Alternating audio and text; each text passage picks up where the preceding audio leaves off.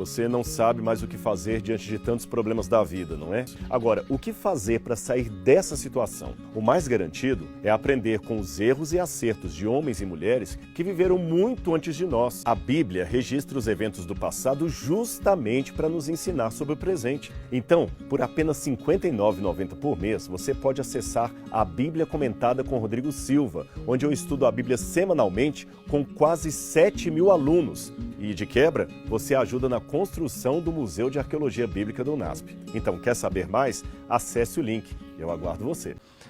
Eu acredito que se a gente ficar só olhando para o problema, a gente não chega em lugar nenhum, a gente só vai perpetuar o problema. Eu acho, em primeiro lugar, tem que ser identificado o problema. E esse problema tem que ser tratado. Aqui a gente tem um grupo terrorista, psicopata. Eu prefiro não repetir tudo que eles fizeram.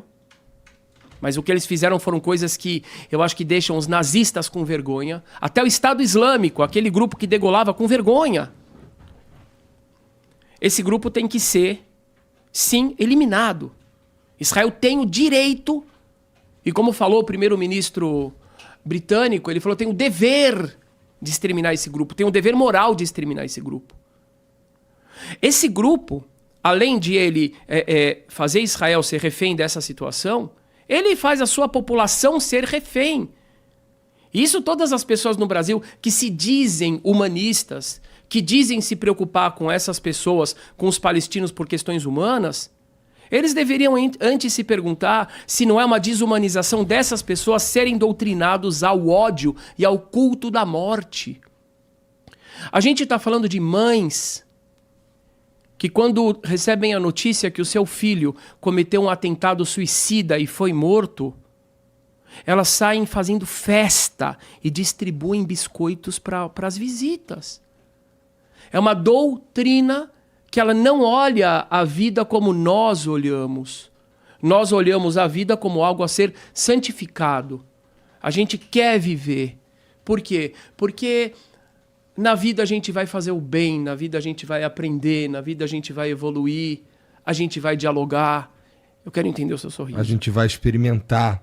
Também, também. A gente vai encontrar outras pessoas, a gente vai... Desculpa, e também tem os caras que, porra, vou viver só porque eu não tenho certeza do que acontece depois. Tem esse cara também. Então, aí que tá. Então, mas vamos para essa questão do depois. De acordo com essa visão, que é a visão, inclusive, dentro do currículo escolar ali, religioso, essa vida aqui é simplesmente pra gente viver essa visão religiosa de submissão à religião e de combate ao infiel e de expansão. E essa parada tem um prêmio. Exato. 70 virgens depois da morte. Então, 70. Agora o que 70, né? Mas você não vai conseguir nada.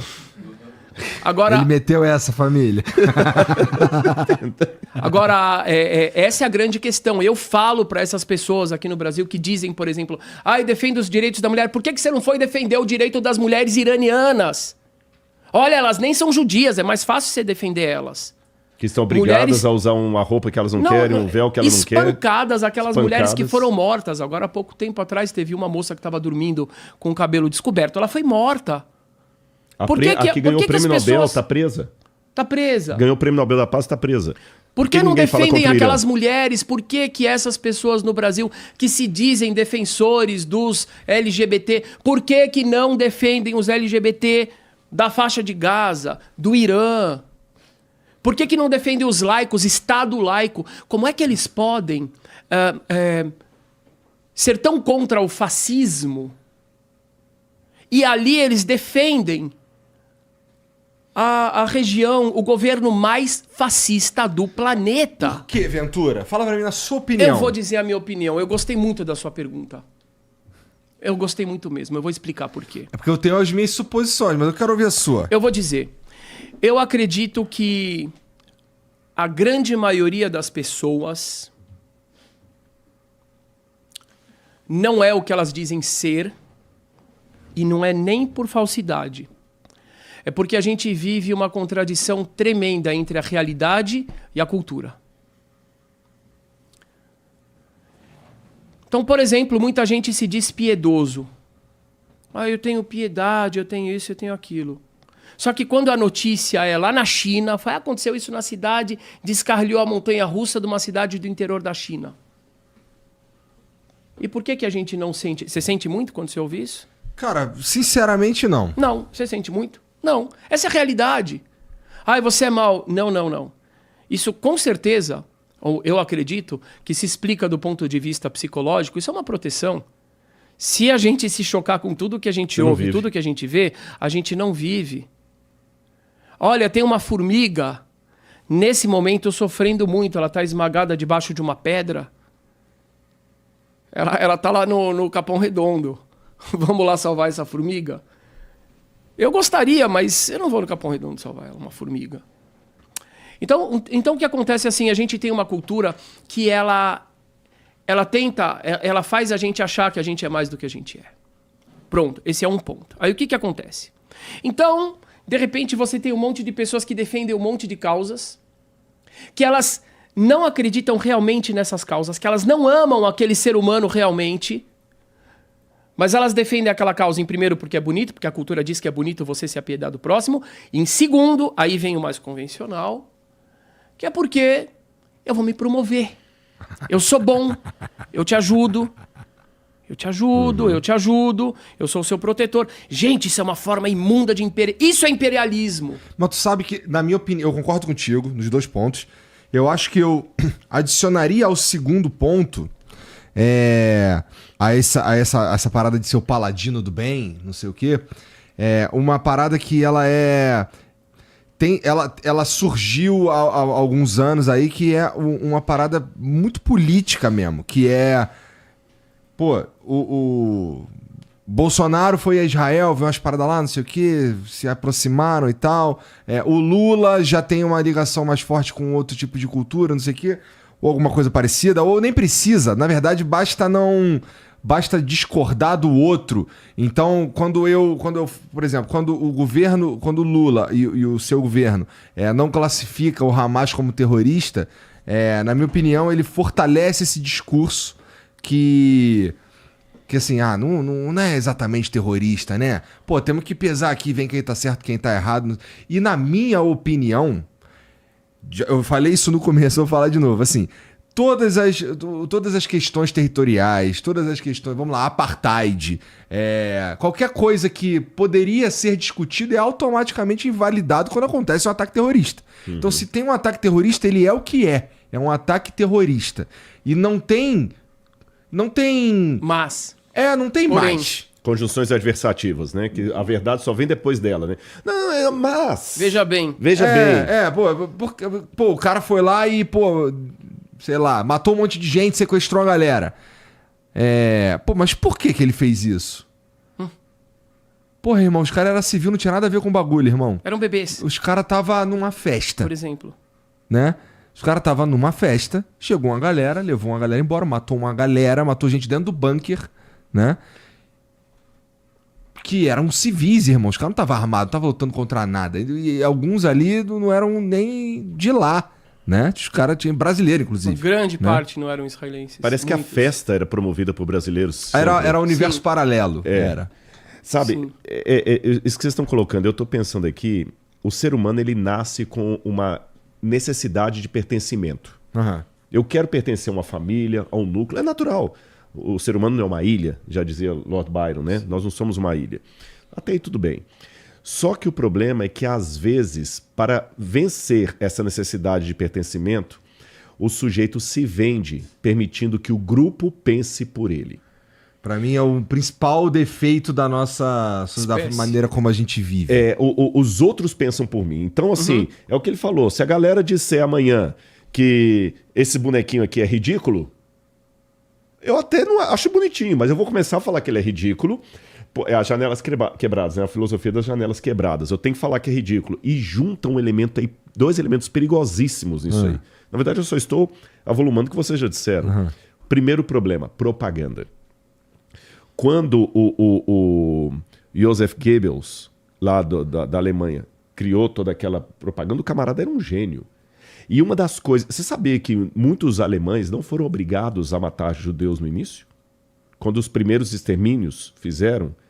Porque, veja bem, duas coisas. Se eles queriam exterminar os judeus, por que já não chegaram metralhando todo mundo? Para que construir fornos e tudo mais, tirar do gueto e tudo? Eles tinham que dar tempo para que os soldados ficassem conscientes de que aquilo não é gente. Então teve um processo de desumanização. Aquela questão de deixar o judeu ali, 3 mil pessoas, não sei quantas pessoas tinham lá. Você teve em Auschwitz recentemente, que eu fiquei sabendo, não sei quantos milhares de pessoas com 3 ou 4 banheiros. É uma maneira de desumanizar, porque se eu olho aqui você, bem corado, tudo, bem vestido e tudo mais, mas você vai ficando cadavérico, feito, com o olho esbugalhado, vou lembrar daquela propaganda, aquela doutrinação que já foi feita desde os jornalzinhos antissemitas que desenhavam o judeu com olhão grande, como raposa, não sei o que e tudo. Então, na verdade, eu não estou matando um ser humano, eu estou matando um bicho, um rato. Aliás, eles tinham, hoje nós sabemos, foi descoberto, eles tinham informação, eles estavam planejando esse ataque há muito tempo. Ah, é? Uma das possibilidades era atacar no dia do Yom Kippur. Por 2 motivos. Repetiu o que eles fizeram em 73, e que está todo mundo de jejum ali, sem entender telefone. E segundo, para fazer uma época comemorativa. Por alguma razão, eles mudaram do dia do Yom Kippur para atacar no dia 7. Foi no dia da dia 7, festa né? da Sábado, né? Agora, além da festa da Torá, tinha uma coisa. Por que eles atacaram a rave? Se eles sabiam que a rave, a maioria, era estrangeiros. Eles sabiam, não foi um acidente. Eles sabiam que a festa não era israelense. Se o motivo era religioso, como afirmo que era, e nós afirmamos aqui, era religioso, mas tem uma contradição aí. Se era religioso, por que eles foram atacar a rave? Uma rave de música eletrônica, ele não vai ter os religiosos ali, porque o religioso no Shabat, ele está dormindo porque ele vai para a sinagoga. Sabe por quê? O muçulmano não bebe. O muçulmano é muito puritano, ainda que de fachada, na moralidade, porque eles colocam isso, não pode ter uma série de questões imorais. Ele é bem radical nisso. Vocês fiquem com a consciência tranquila, porque vocês estão limpando o mundo dos infiéis. Eles merecem morrer. Olha, igual o Goebbels, o Hitler não obrigou judeu, nenhum soldado foi obrigado a dar os primeiros tiros. Nós temos relatos disso. Quando as primeiras famílias não ser mortas, os soldados deixaram depoimentos que foram descobertos. Ele falou assim, que 2 ou 3 falaram, eu não vou matar ninguém, tudo bem, fica aqui. Ninguém, não foram para fuzilamento, nem nada, ficaram. Só que os outros que voltavam, já voltavam doutrinados a chamar de maricas, de covarde, o que não foi. Olha a propaganda indo, olha a propaganda indo. E quando você foi desumanizando o judeu, depois ele falou, a sensação, eu estou matando ratos. Pegando da época do Holocausto para isso aqui. Eu não estou matando inocentes. Eu estou matando pessoas que merecem morrer porque eles estão bebendo, estão se prostituindo, tem muito homossexual ali, tem muita gente que tem nada a ver. Eu vou cumprir a vontade de Alá em extirpar o mundo desses pecadores. Depois que você faz aquilo ali, a adrenalina tá... Uau! Se eu acabei com esses infiéis, eu agora tenho força para acabar também com o pessoal lá dos kibbutzim. Então, olha bem como é que a coisa vai surgindo.